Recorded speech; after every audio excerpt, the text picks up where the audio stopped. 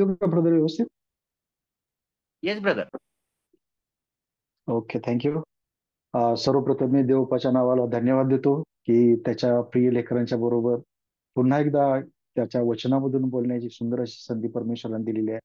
त्याबद्दल देवबापाचे आभार मानतो. त्याचप्रमाणे कुणाल ब्रदर यांनाही देवबापाच्या पवित्र नावामध्ये धन्यवाद देतो की त्यांनी आपल्या सर्व प्रियजनांना विश्वासणाऱ्यांना एकत्र करून परमेश्वराची स्तुती आराधना त्याच्या वचनामध्ये रमण्याची जी सुंदर अशी संधी त्याने निर्माण केलेली आहे. त्यांना परमेश्वराने जे अतिशय सुंदर असं जबाबदारी दिलेली आहे ते अतिशय प्रामाणिकपणे आणि अतिशय मनापासून ते करत आहेत. त्याबद्दल मी त्यांच्याबद्दल देवपाला धन्यवाद देतो. आजचा आपण विषय सुरुवात करत असताना आजचा आपण हा जो विषय घेतला होता की परमेश्वराच्या मनुष्याबद्दल असणाऱ्या योजना. आणि हे पाहत असताना आपण पाहतो की परमेश्वराच्या योजना ह्या आपल्या सर्वांसाठी काय अतिशय अद्भुत अशा आहेत. म्हणजे त्या लिमिटेड नाहीये, त्या योजनांना लिमिट नाहीये. आणि त्या प्रत्येक व्यक्तीसाठी परमेश्वराची काही ना काही योजना आहे. प्रत्येक व्यक्तीसाठी आहे. आपण असं म्हणू शकत नाही की ह्या XYZ व्यक्तीसाठी होती आणि माझ्यासाठी परमेश्वराची योजना नव्हती असं आम्ही म्हणू शकत नाही. प्रत्येकासाठी आपल्यासाठी ते परमेश्वराची योजना आहे. आज आपण काही शास्त्रपाठ पाहूयात त्याच्यामधून आपल्याला परमेश्वर काय सांगत आहे, काय सुचवत आहे आणि ही वचनं आम्हाला काय शिकवत आहेत याकडे आपण लक्ष देऊया. आपण प्रार्थना करूया. हे आमच्या स्वर्गातील जेवण देवपा सुंदरच्या संध्याकाळच्या वेळेस देवपा आम्हा प्रियजनांना तू एकत्र आणल्यास तुझ्या वचनातून बोलण्याची ही संधी दिलीस त्याबद्दल तुझे उपकार मानतो देवपा. हो देवपा, तुझं वचन आम्हा सर्वांना जे काय सांगत आहे देवपा ते ऐकण्यासाठी समजण्यासाठी आम्हाला लागणारं मन बुद्धी दे देवपा. आणि तू देत आहेस म्हणून तुझे उपकार मानतो देवपा. बोलत असताना माझ्या विचारांच्या माझ्या मनाचा ताबा तू घे देवपा. आणि हो देवपा, सर्व काही तुझ्या गौरवासाठी असू दे असतं. ह्याच्यातून मिळणारा सर्व मान महिमा गौरव फक्त आणि फक्त तुझा असेल हा मी विश्वास व्यक्त करतो देवपा. आणि हो देवपा, इथून पुढची सर्व आम्ही तुझ्या हातामध्ये देतो. ही छोटीशी प्रार्थना आमचा तारणारा प्रिय प्रभू येशू ख्रिस्त याच्या प्रिय गुणावर मागतो म्हणून ऐक बाप्पा. आमेन. Praise the lord. आजच्या म्हणण्यासाठी आपण जो एक पाठ घेतलेला आहे तो आहे स्तोत्र संहिता 139 आणि त्याचे 15 ते 17 ही वचनं घेतलेले आहेत. मी गुप्त स्थळी निर्माण होत असता आणि पृथ्वीच्या अधोभागी विलक्षण प्रकारे माझी घडण होत असता माझी आकृती तुला गुप्त नव्हती. इथं स्तोत्र करता काय म्हणते, दाविदाने लिहिलेले स्तोत्र आहे. आणि दावीद म्हणत आहे की माझी माझी गुप्तस्थळी निर्माण होत असताना मी तुला काय नाही आहे, तुझ्यापासून मी गुप्त नव्हतो. तू मला तेव्हापासून ओळखतोय. मी गर्भात पिंड रूपाने असताना तुझ्या नेत्राने मला पाहिले आणि माझा एकही दिवस उगवण्यापूर्वी ते सर्व तुझ्या वहीत नमूद करून ठेवले होते. इथं काय सांगत आहे की आमचा प्रत्येक जीवनक्रम परमेश्वराच्या काय वहीमध्ये ऑलरेडी लिहून ठेवलेला आहे. म्हणजेच काय प्रियानो, आमच्यासाठी आम्ही जन्माला येण्यापूर्वी आमच्यासाठी काय आहे, परमेश्वराने त्याची योजना तयार केलेली आहे. हे माझं लेकरू ह्या कामासाठी परमेश्वराने निवडलेलं आहे. माझ्या ह्या लेकराच्या आयुष्यामध्ये ह्या गोष्टी मी त्याला देणार आहे. प्रत्येक गोष्ट परमेश्वराने आम्हाला ती काय केलेली आहे, देऊन ठेवलेली आहे. त्याच्या वहीमध्ये त्या गोष्टीची नोंद आहे. आजकालच्या जगामध्ये पाहिलं मार्केटिंग फील्डमध्ये वगैरे असतं की तुम्ही काय करा, लिहून ठेवा. म्हणजे ते काय राहतं, फिक्स राहतं. म्हणजे ते तुमच्या रियालिटीमध्ये येतं. हे कुठून आलं तर परमेश्वराने त्याच्या प्रत्येक गोष्टी आमच्यासाठी ज्या आहेत त्या लिहून ठेवलेल्या आहेत. तिथूनच ह्या गोष्टी आजपर्यंत आपण प्रॅक्टिकल लाईफ मध्ये सुद्धा पाहतो. आणि इथं पुढचं वचन काय सांगतं, हे देवा मला तुझे संकल्प किती मौल्यवान वाटतात. काय प्रियाने इथे सांगितलंय, मला तुझे संकल्प किती मौल्यवान वाटतात. म्हणजे परमेश्वराने आमच्यासाठी केलेला कोणताही संकल्प, कोणतीही योजना स्तोत्र करता म्हणतो की किती मौल्यवान आहे. आणि त्याच्याच पुढे म्हणतो त्यांची संख्या किती मोठी आहे. म्हणजे पहा प्रियानो, एक संकल्प काय कितीतरी मौल्यवान आहे आणि त्या मौल्यवान संकल्पनांची जी संख्या आहे ती कितीतरी मोठी आहे. म्हणजे पहा प्रियानो, आमच्या आयुष्यामध्ये आशीर्वादांची किती रेलचेल आहे. कदाचित आज आम्हाला त्या काही गोष्टी समोर दिसत नसतील, पण त्या परमेश्वराच्या वहीमध्ये त्या काय गोष्टी लिहून ठेवलेल्या आहेत. आमचा प्रत्येक दिवसेंदिवस तिथं त्या वहीमध्ये लिहून ठेवलेला आहे. कदाचित काय वेळेला आमचं काय होतं, दुर्लक्ष होतं किंवा आम्ही आमच्या जगी गोष्टीमध्ये इतकं व्यस्त होऊन जातो की परमेश्वराने आमच्यासाठी काय काय केलंय त्या गोष्टीची आम्हाला काय होते बऱ्याच वेळेला जाणच नसते किंवा आम्ही ते त्याच्याकडं दुर्लक्ष होऊन जातो. ते आम्हाला काय झालेलं आहे, यूज टू झालेलं आहे. आज आमच्या नागपुडीमध्ये श्वास आहे, ही सगळ्यात मोठी कितीतरी चांगली योजना आहे, कितीतरी महान गोष्ट आहे. पण आम्हाला काय ते रुटीन झालेलं आहे. त्यामुळे आम्हाला काय त्याचं एवढं जे काय मोल त्याचं कळत नाहीये. पण प्रियानो, त्याचं मोल आम्ही जाणून घेण्याची गरज आहे. आणि त्या अशा कितीतरी गोष्टी आहेत की त्याची संख्या काय अनेक अनेक पटीमध्ये आहे. तर ह्याच गोष्टी आपण पाहत असताना परमेश्वर त्याच्या लेकरांच्या आयुष्यामध्ये कशा पद्धतीने कार्य करत असतो किंवा त्याची काम करण्यासाठी परमेश्वराला काय अपेक्षित आहे किंवा तो कशा पद्धतीने आमच्या आयुष्यामध्ये काम करत असतो, हे आपण पवित्र शास्त्रातील काही उदाहरणांमधून पाहणार आहोत. आणि हे जे स्तोत्र ज्याने लिहिलेलं आहे त्या दाविदाने, तो दावीद काय म्हणतो, त्याचे हे देवा मला तुझे संकल्प किती मौल्यवान वाटतात. दावीद सांगत आहे मौल्यवान आहेत तुझे संकल्प आणि त्याची संख्या किती मोठी आहे.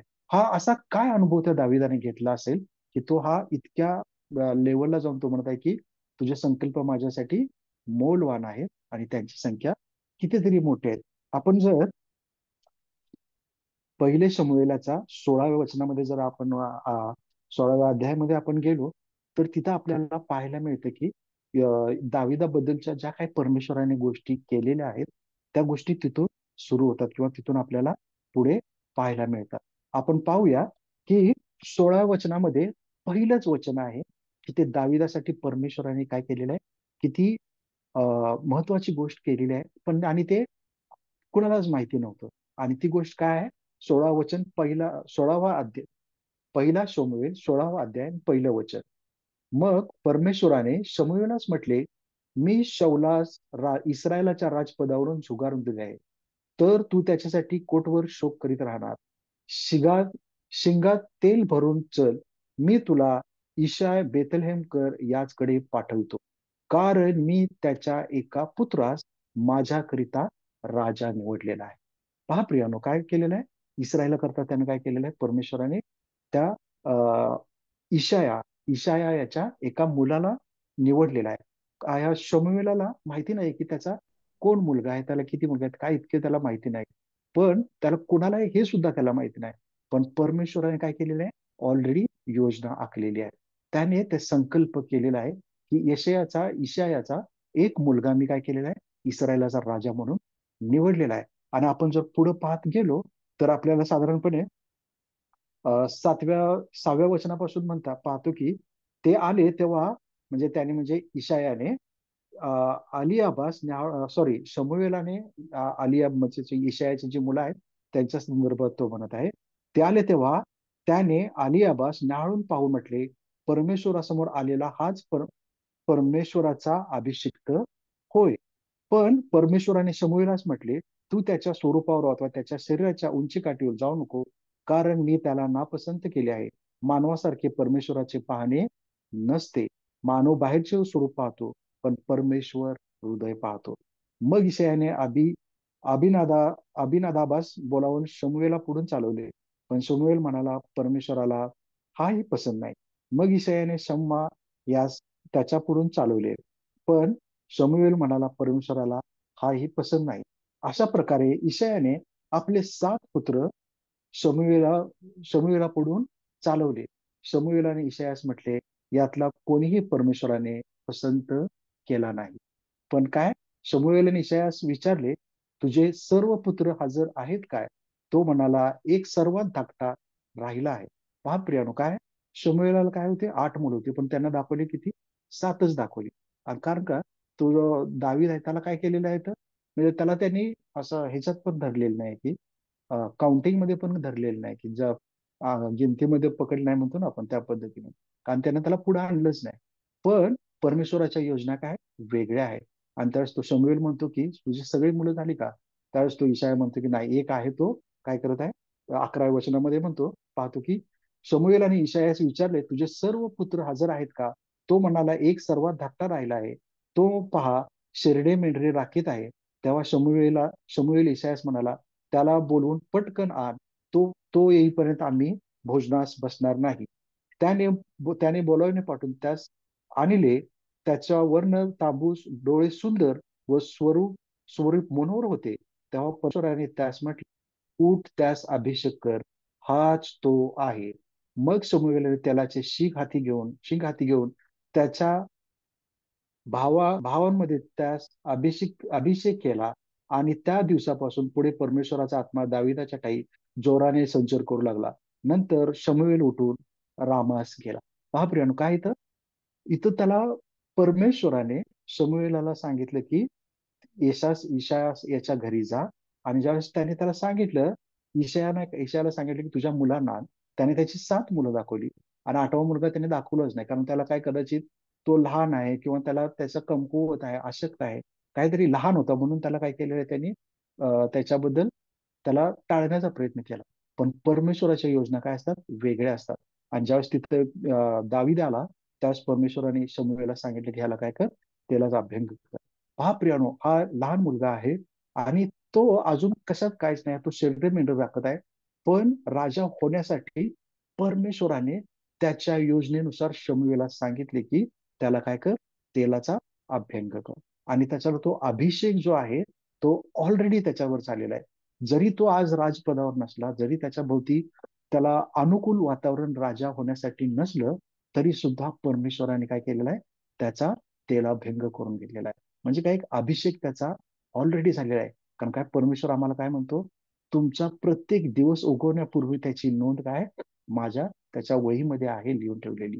म्हणून हा दावीद म्हणत होता की त्या स्तोत्रामध्ये म्हणतो की आमचा दिवस उगवण्यापूर्वी तू तुझ्या वहीमध्ये आमची ती प्रत्येक घटना काय केलेली आहे, लिहून ठेवलेली आहे. परमेश्वराला माहिती आहे की हे माझं लेकरू उद्या राजा होणार आहे. आणि म्हणून परमेश्वराने तिथं आत्ताच तिथं काय केलेलं आहे, त्याच्यासाठी अभिषेक करून घेतलेला आहे. आणि मग त्याच्यानंतर आपण पुढे पाहिलं तर आपण पाहतो की शौल राजा आहे, त्याच्याकडे त्याला काही गोष्टी बाधा होत आहेत दुरात्म्यांची.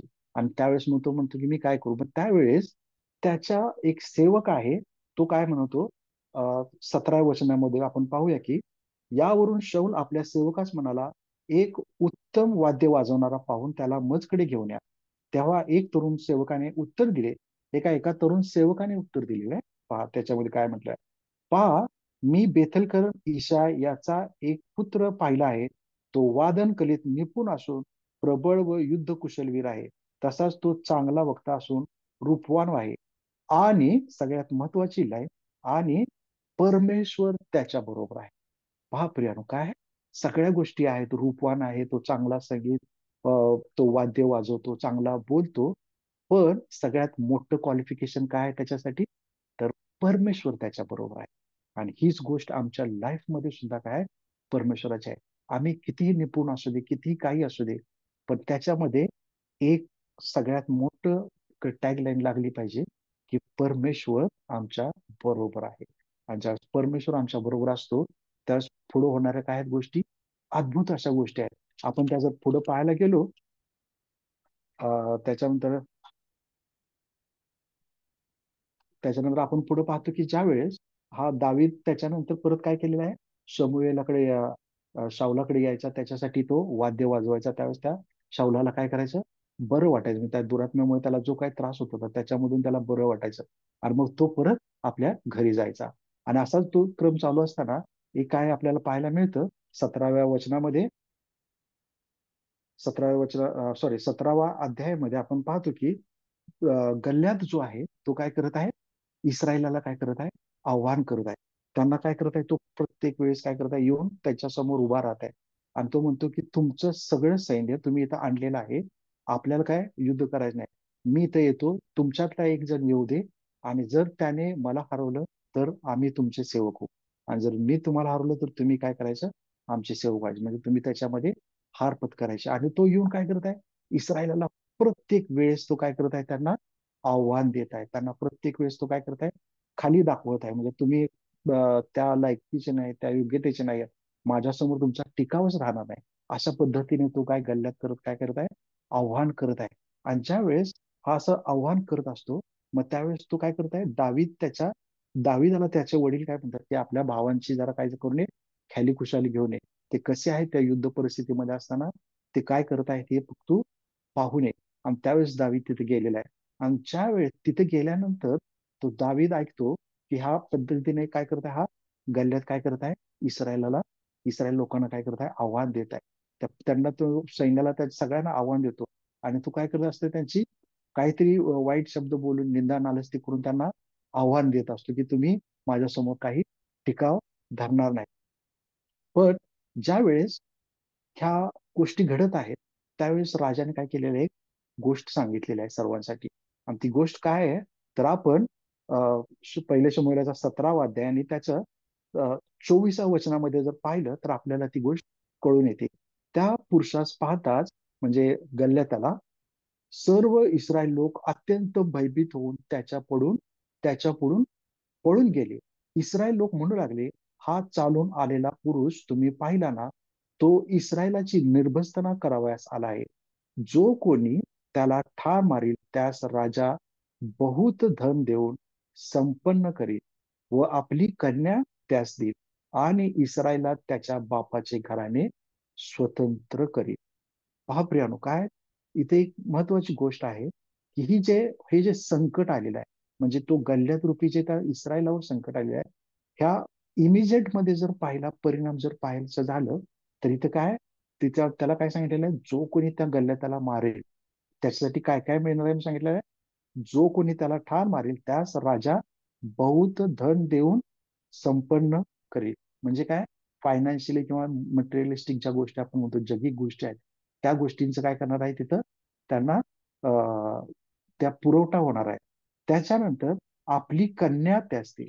म्हणजे काय, कन्या म्हणजे काय कन्या देणे म्हणजे काय, तर तो त्या राजघराण्याचा जो कोणी मारेल त्या गल्ल्यात त्याला, तो त्या राजघराण्याचा काय होणार आहे, सभासद होणार आहे. म्हणजे राजपदाचं काय होणार आहे, एक इनडायरेक्टली तिथं तो जोडला जाणार आहे. आणि इस्रायलात त्याच्या बापाचे घराने स्वतंत्र करेल. स्वतंत्र करेल म्हणजे काय, त्यावेळेस जी काय प्रथा पद्धती होत्या की तुम्हाला जे काय टॅक्सेस असतील किंवा त्यांना काय जे काय बंधनं होती त्याच्यातून काय करणार होती, त्यांना त्याच्या घराण्याला म्हणजे फक्त त्याला फायनान्शियलीच नाही तर त्याचं इंडिव्हिज्युअल लाईफ आणि त्याचं फॅमिलीला सुद्धा काय होणार होता, त्याचा फायदा होणार होता. आणि मग ज्यावेळेस दावीद तो ह्या गोष्टी ऐकतो त्यावेळेस तो काय करत आहे, तो मनाची तयार करतो की आता मला ह्याला जायचं, मारायला जायचं आहे. आणि मग आपण पुढे 32व्या वचनामध्ये जर आलो, मग दावीद शौलास म्हणाला, त्या बलिष्ठामुळे कोणाही माणसाचे मन कचरू नये कचरू नये, आपला दास जाऊन त्याशी लढेल. शौल दाविदास म्हणाला, ह्या बलिष्ठांशी लढण्यास तू समर्थ नाहीस, कारण तू केवळ तरुण आहे आणि तो बाळपणापासून कसलेला योद्धा आहे. म्हणजे काय आहे? हे कोण सांगत आहे, राजा त्या मुलाला सांगत आहे, जो लढायला जात आहे त्याला सांगत आहे की तू काय लहान आहेस, पण तो जो योद्धा आहे तो लहानपणापासून काय कसलेला आहे. दावीद शौलास म्हणाला, आपला दास आपल्या बापाची शिरडे मेंढरे राखीत असता एकदा एक सिंह व एकदा एक अस्वल येऊन कळपातील एक कोकरू घेऊन गेले. तेव्हा मी त्याच्या पाठीस लागून त्यास मारले आणि कोकरास त्याच्या जबड्यातून सोडवले. मजवर त्याने झाडप घातली तेव्हा त्याची दाढी धरून त्याला हाणून ठार केले. आपल्या दासाने त्या सिंहास व अस्वलास मारून टाकले व असुमती बलिष्ठ ह्या दोघांपैकी एकसारखा ठरेल, कारण त्याने जिवंत देवाच्या सेनास तुच्छ लेखिले आहे. काय म्हणतो तो, हा पण जसं मी त्या सिंहाला आणि अस्वलाला मारलं तसंच ह्याला पण मारणार आहे. कारण काय, याने इस्रायलाच्या देवाच्या सैन्यास काय केलेलं आहे, तुच्छ ठरवलेलं आहे. दावीद आणखी म्हणाला, ज्या परमेश्वराने मला सिंहाच्या व अस्वलाच्या पंजातून सोडवले तोच मला या बलिष्ठाच्या हातून सोडविल. तेव्हा शौल दाविदास म्हणाला, जा परमेश्वर तुझ्या बरोबर असो. हा दावीद काय करत आहे, त्या लढाईमध्ये उतरण्यासाठी तयार आहे. पण तो म्हणतो का कधी असं, त्यानं कुठं म्हटलंय का, माझ्याकडे मी लय ताकदवान आहे, आता मी अशी दोघं, एक अस्वल मारलंय एक सिंह मारलाय आणि मला काय तो माझ्यासमोर कोणच टिकणार नाही, असं त्यानं बडाई मारली का, नाही प्रियानो. तर तू काय म्हणतो, दावीद आणखी म्हणाला, ज्या परमेश्वराने मला सिंहाच्या व अस्वलाच्या पंजातून सोडवले. म्हणजे इथं काय करताय तो, हे मान्य करत आहे किंवा परमेश्वराला धन्यवाद देत आहे की त्या सिंहाच्या आणि अस्वलाच्या पंजातून काय केलेलं आहे, तू मला सोडवलेलं आहेस. कोणी सोडवलेलं आहे, परमेश्वरानं सोडवलंय. आणि त्याची तो काय करत आहे, साक्ष सांगत आहे प्रियानो. साक्ष सांगणं ह्याच्यासाठी खूप महत्वाचं आहे. व अस्वलाच्या पंजातून सोडवले तोच मला या बलिष्ठाच्या हातून सोडवील. तेव्हा शौल दाविदास म्हणाला, जा परमेश्वर तुझ्या बरोबर असो. शौलाने आपला पेहराव दाविदास लिविला, त्याच्या मस्तकी पितळी टोप घातला व त्याच्या अंगात चिलखत चढवले. दावीद आपली तलवार आपल्या चिलखतातून बांधून चालून पाहू लागला, कारण त्याला यापूर्वी त्याचा सराव नव्हता. दावीद शौलास म्हणाला, ही घालून माझ्याकडे चालवत नाही, कारण मला त्याचा सराव नाही. म्हणून दाविदाने ती उतरवून ठेवली. बापरे! परमेश्वराच्या कार्यामध्ये जात असताना आम्हाला काय करायचं आहे? परमेश्वर आम्हाला काय सांगतोय ह्याच्याकडे लक्ष द्यायचं आहे. परमेश्वर आम्हाला कोणता मार्ग दाखवत आहे ह्याच्याकडे लक्ष आहे, न की जगातली कुठल्या गोष्टीकडे, कुठल्या व्यक्तीकडे आम्हाला पाहायचं नाहीये. तर आम्हाला कुठे लक्ष द्यायचं आहे? आमच्या परमेश्वराने काय केलं. मग तो त्या राजाने दिलेलं त्याचं जे काय शिरस्त्राण उरस्त्राण होतं, तलवार होतं, जे काय त्याचा मुकुट होता, ते सगळे त्याने काय केलंय, ते नको म्हणाला. आणि त्याचा जो रुटीन मधला जो आहे, तो जो पेहराव होता, तो घेऊन तो तिथे गेलाय. परमेश्वरासमोर सुद्धा जाताना आम्हाला काय करायचंय? आम्ही जसे आहोत तसे जायचंय. आणि ज्यावेळेस आम्ही असे जाऊ, त्यावेळेस परमेश्वर काय करणार आहे? आम्हाला ती शक्ती आणि सामर्थ्य देणार आहे. मग त्याने 40व वचन, मग त्याने आपली काठी हाती घेतली, ओहळातून 5 गुळगुळीत गोटे वेचून आपल्या थैलीत म्हणजे धनगरी बटव्यात ठेवले, आणि आपली गोफण हाती घेऊन तो त्या बलिष्ठाकडे गेला. काय इथे सांगितलेलं आहे प्रियानो? 5 गुळगुळीत गोटे. गोटे गुळगुळीत म्हणजे काय सर, कदाचित अशा त्या पाण्याच्या प्रवाहाजवळ असतील. दगड जर असा कोणताही असेल पडलेला असा, तर तो काय असतो? असा ओबड दोबड कारी वगैरे असं त्याला धार टोक असतं. पण ज्या वेळेस तो काय करत आहे, त्या त्या दगडांमधून ते संघर्ष करत त्याच्यातून ज्या जे घर्षण होतं त्याचं, ते जे काय त्या त्या दगडाचं जे काय स्ट्रगल आहे, पाण्यातून वाहत वाहत पुढे, आणि ते कालांतरानं काय होतं, तो दगड कोणताही गोटा कधी होतो? कालांतरानं होतो. डायरेक्ट गोटा पडत नाही. तर त्याच्यासाठी काय, ते दगडावर दगड घासून घासून संघर्षाने काय होतो, तो दगड काय होतो? गोल होतो. असे काय केलेले आहे? 5 दगड त्याने घेतलेले आहेत आपल्या थैलीमध्ये, आणि आपली गोफण हाती घेऊन त्या बलिष्ठाकडे गेला. तिकडे तो बलिष्ठही दाविदाच्या जवळ आला. त्याचा शस्त्रवाहक त्याच्या पुढे चालत होता. दाविदाच्या सॉरी, त्या गल्ल्या त्याच्या पुढे काय होता? त्याचा शस्त्रवाहक पण त्याच्या बरोबर होता. त्या बलिष्ठाने दाविदास न्याहाळून पाहिले, तेव्हा तो त्यास तुच्छ वाटला, कारण तो केवळ अल्पवयी असून तांबूस रंगाचा व सुकुमार होता. तो बलिष्ठ दाविदास म्हणाला, तू मी काय कुत्रा आहे म्हणून तू काठी घेऊन मज पुढे आला आहेस? त्या बलिष्ठाने आपल्या देवाचे नाव घेऊन दाविदास दाविदास शिव्या शाप दिले. तो दाविदास म्हणाला, असा जवळ ये म्हणजे तुझे मांस आकाशातील पक्षा तो वनपशूच देतो. तेव्हा दावीद त्या बलिष्ठास म्हणाला, तू तरवार, भाला व बर्ची घेऊन मजवर चढून आला आहेस, पण इस्रायली सैन्याच्या देवाला तू तुच्छ केले आहे. त्या सेनाधीश परमेश्वराच्या नावाने मी तुझकडे आलेला आहे. तुझा हत्यार कितीही मोठा असू दे, कितीही तू ताकदवर असू दे, पण माझ्या परमेश्वराला काय केलेलं आहेस तू? कमी लेखलंयस. माझ्या परमेश्वराचा अपमान करण्याचं धाडस तू केलेलं आहेस. आणि म्हणून मी आज काय करत आहे? त्याच्या नावामध्ये आज मी तुझ्या पुढे उभा आहे प्रिया. पहा प्रिया, किती तो परमेश्वरावरचा विश्वास आणि परमेश्वरासाठी त्याचा असलेला मनाचा जो काय प्रेम आहे परमेश्वरावर असलेलं, परमेश्वरासाठी असलेली जो जोश आहे, जो त्वेषानं उठून उभं राहणं असतं, हे आहे प्रियानो. तो म्हणतो, तू माझ्या परमेश्वराचा काय केलेला आहेस? माझ्या परमेश्वराचा अपमान केलायस, त्याला वाईट बोललेला आहेस. आणि म्हणून मी आज त्या परमेश्वराच्या नावामध्येच काय तुझ्या पुढे उभा आहे. आणि 46 वचन, आज परमेश्वर तुला माझ्या हाती देईल. मी तुझा वध करीन व तुझे शिर धडापासून वेगळे करीन. मी आज बलिष्ठ सैनिकांची प्रेते आकाशातील पक्षास व वनपशूस देईन. तेव्हा इस्रायलामध्ये देव आहे असे अखिल पृथ्वीस विदित होईल. आणि सगळ्या समुदायास कळून येईल की परमेश्वर तरवाने व भाल्याने विजयी होतो असे नाही, कारण हे युद्ध परमेश्वराचे आहे. तो तुम्हास आमच्या हाती देईल. का? पहा प्रियानो, तरवारी किंवा जे काही भीती घालणं ह्याच्यामुळे हे युद्ध नाहीये, हे होणार नाही. कारण काय? हे युद्ध कोणाचं आहे? परमेश्वराचा आहे. तो दावीद म्हणत नाही की माझ्यासाठी मी करतो सगळं, माझ्यासाठी करणार आहे, असं तो बोललेला नाही. तर तो काय म्हणतो? हे युद्ध कोणाचं आहे? परमेश्वराचं आहे. आमच्या रुटीन लाईफ मध्ये सुद्धा राहत असताना आमच्या समोर अनेक गल्ल्यात पुढे येतील प्रियानो, पण आम्हाला काय करायचं आहे? स्थिर राहायचं आहे.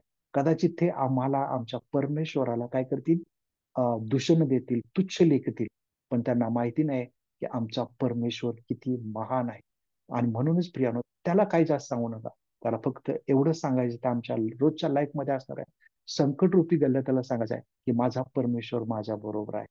आणि त्याच्या नावामध्ये मी आज उभा आहे. तो तुला माझ्या हातात देणार आहे. काय करणार आहे? तो तुला माझ्या हातात देणार आहे. आणि काय होईल? सगळ्या अखिल पृथ्वी समजून येईल की माझा परमेश्वर काय जिवंत आहे, तो माझ्या बरोबर आहे. आणि मग त्याच्यानंतर 50व्या वचनामध्ये जर आपण पाहिलं तर काय, सॉरी, 49, दावीदने आपल्या बटव्यात हात घालून त्यातून एक गोटा घेऊन गोफणीत घातला आणि ती गरगर फिरून बलिष्ठाच्या मस्तकावर असा मारला की तो त्याच्या कळपात घुसून तो जमिनीवर पालथा पडला. या प्रकारे दावीदाने गोफण गुंडा घेऊन त्या बलिष्ठावर सरशी केली आणि त्याचा वध केला. दाविदाच्या हाती तरवार नव्हती. दाविदाने धावत जाऊन त्या बलिष्ठाच्या छातीवर पाय दिला व त्याचीच तलवार म्यानातून काढून त्याला ठार करून त्याचे शिर छेदले. आपला आपला महावीर गत झाला हे पाहून बलिष्ठी पळून गेले. पहा प्रियानो, काय किती अद्भुत गोष्ट आहे की ह्याच्याकडे तरवार पण नव्हती, पण एका गोट्याने त्याने काय केलं, गोफणीतून गरगर फिरवून त्या बलिष्ठास मारली आणि त्याच्या तिथं कपाळावर लागला आणि तो काय झालेला आहे, तिथं खाली पडलेला आहे. त्याच्याकडे तरवार नव्हती, पण तो काय घेऊन गेला, तिथं पळत जाऊन त्याचीच तरवार त्याने घेतली आणि त्याचं काय केलेलं आहे, वध केलेला आहे प्रियानो. ह्याच्यातून आपल्याला काय दिसतं प्रियानो? परमेश्वर आमच्या बरोबर आहे. आणि पण आमचा परमेश्वर आमच्या बरोबर आहे हे आम्हाला विश्वास पाहिजे.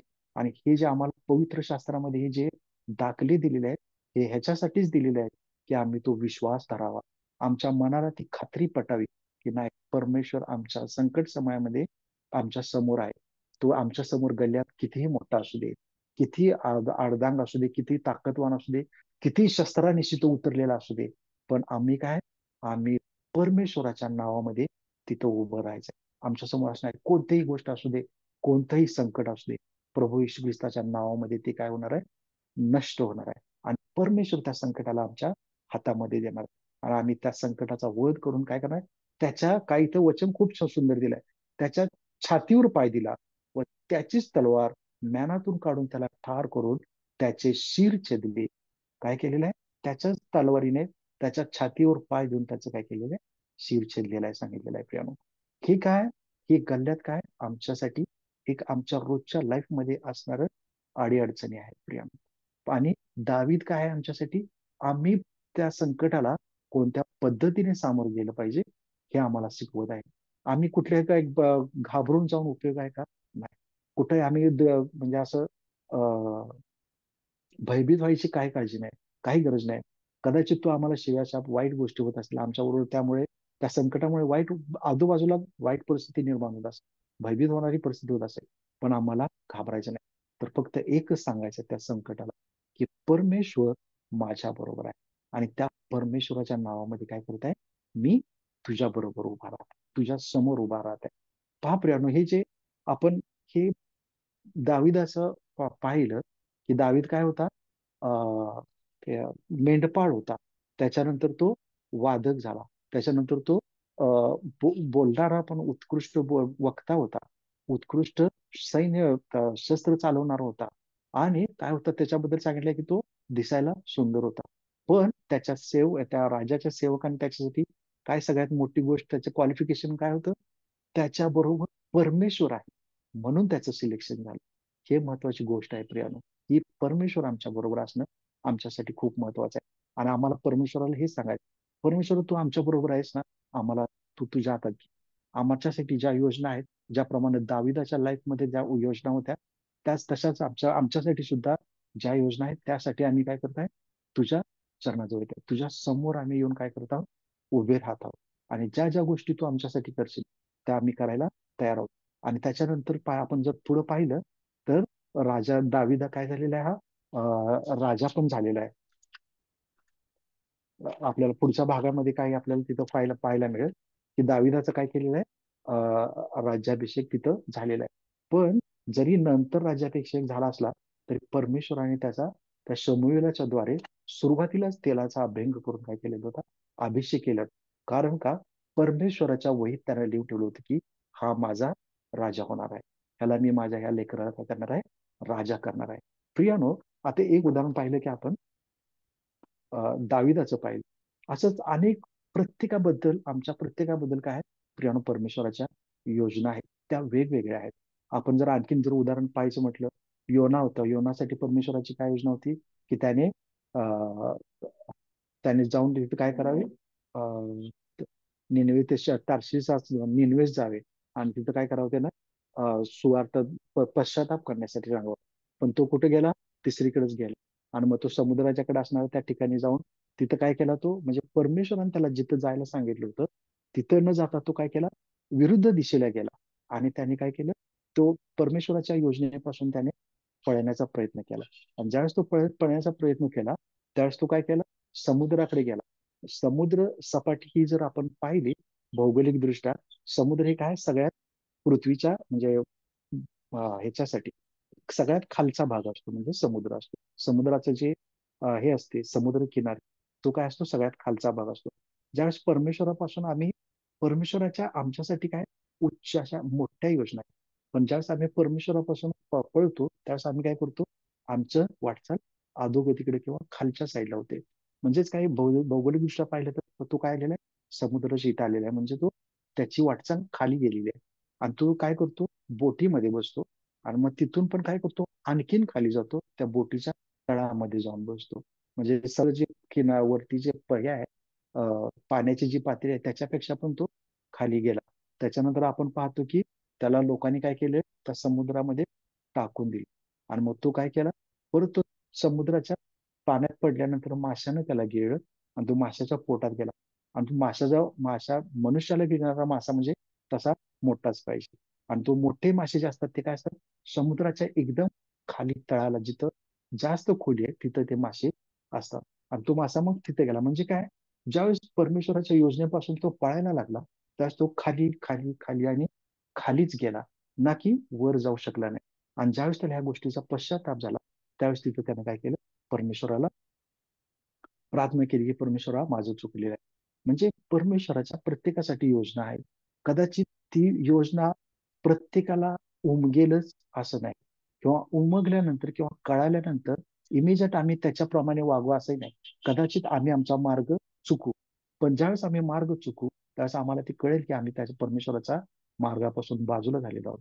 त्यावेळेस आम्हाला काय करायचं आहे, योनाप्रमाणे पश्चाताप करायचा आहे, परमेश्वराजवळ यायचं आहे. आणि मग आपण पाहतो की त्या माशाने काय केलंय, पुन्हा एकदा त्याला समुद्र किनारी ओकलेला आहे. आणि मग योना त्याला जी काय जबाबदारी दिली होती तिकडे तो परत गेलेला आहे प्रियानो.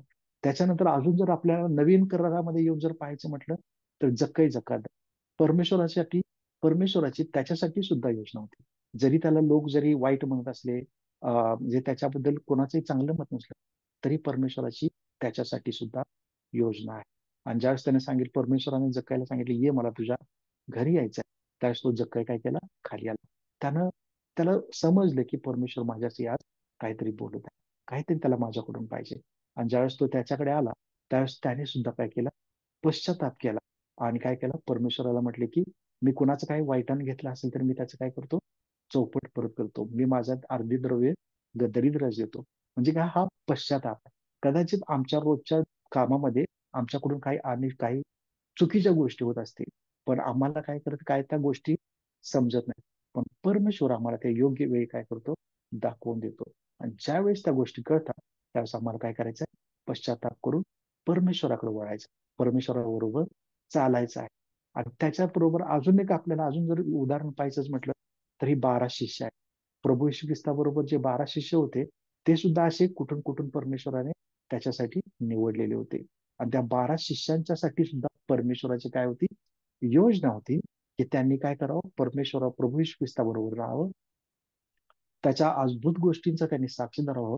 आणि प्रभू येशू ख्रिस्ताच्या नंतर जी सुवार्ता आहे, सुवार्ता काय, परमेश्वराचं आणि मनुष्याचं जे नातं तुटलेलं होतं ते एक होणं.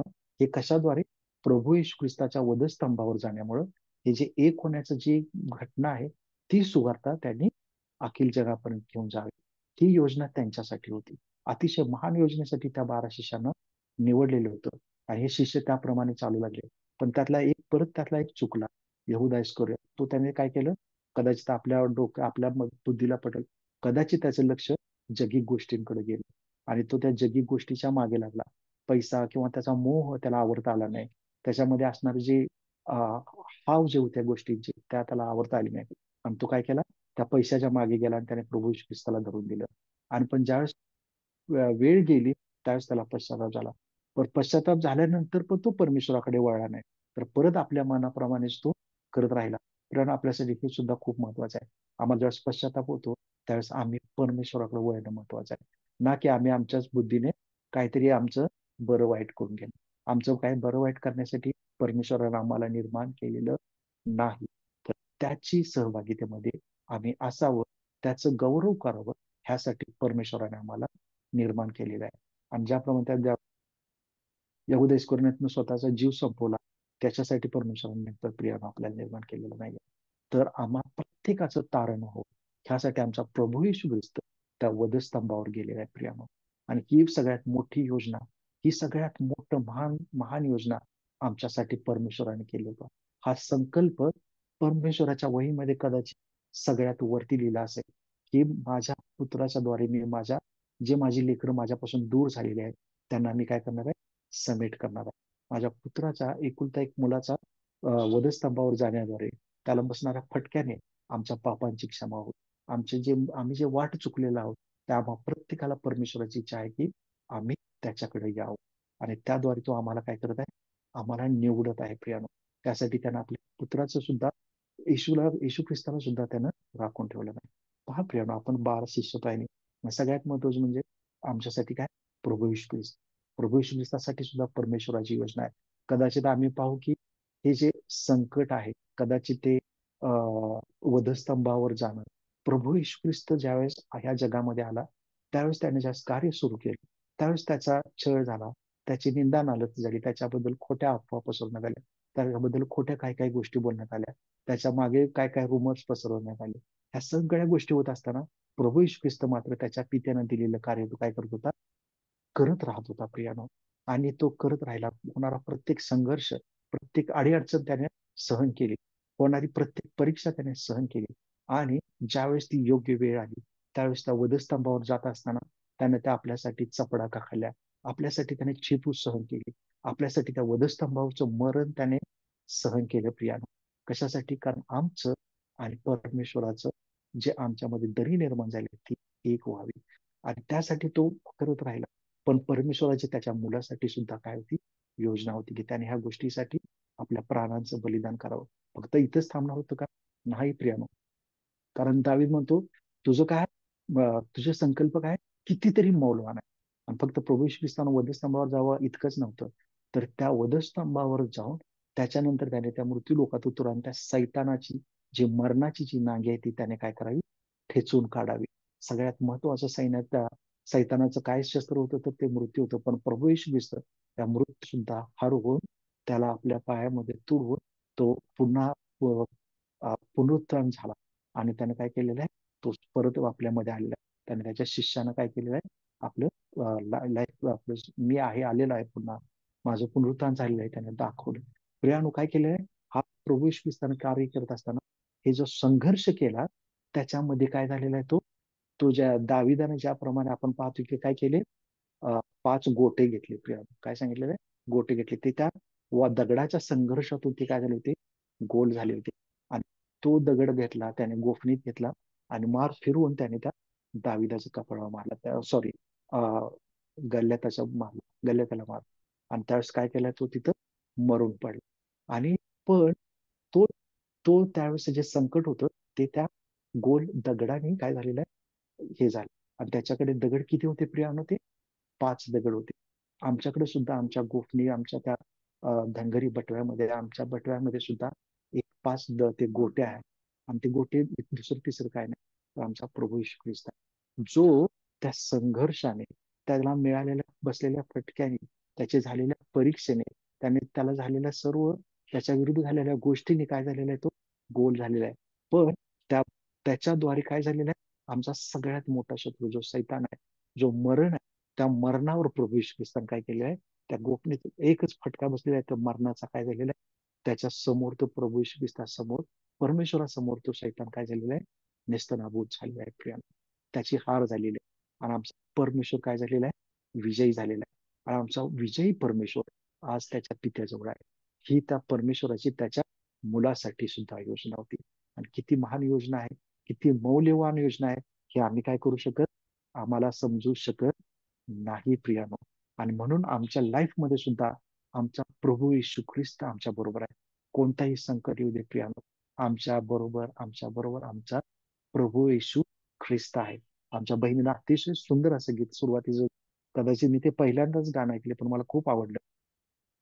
जिंदगी मेरी बदल गई जब से मसीह को पाया है.